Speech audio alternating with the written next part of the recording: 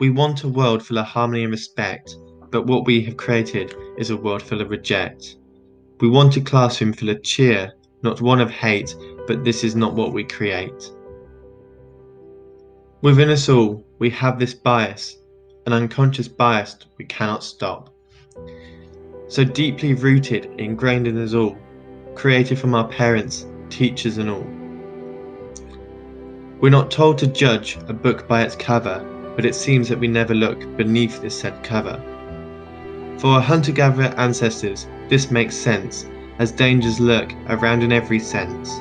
For not to pay attention would mean death, but for us, this is not a matter of care.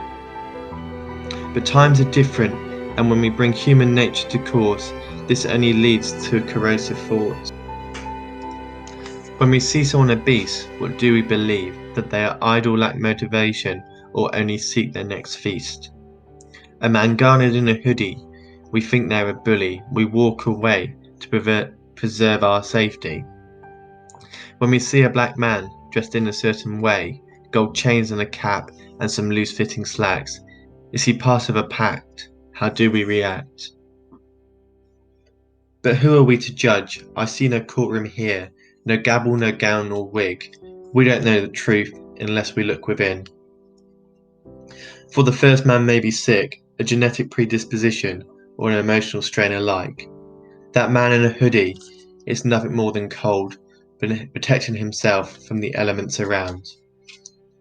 Or the black man is dressed in this way, as a representation of him, showing his identity and the life he believes. We make these assumptions so we feel we have control in a world full of whats and whys, questions and plot holes. But what does this mean for the learners we teach, stepping into the most important time of their lives, searching for what it means to be them? But how can they learn truly who they are if they cannot harness without these predispositions affecting their paths? The importance of this is so clear for the diverse learners.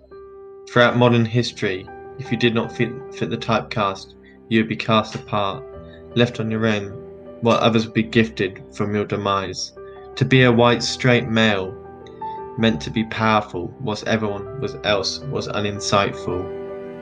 This has led to societal oppression for those factors outside their control, such as race, gender, sexuality, ability.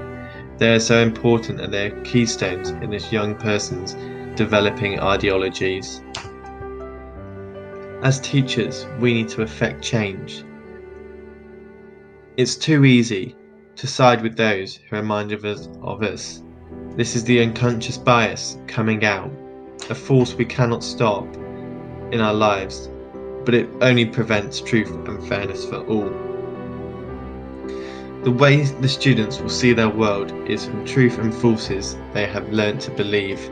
These become permanents which directly affect the views they perceive. So what does this mean within the classroom of students from cultures big and small, lands far and wide? We don't know the truth behind their closed door.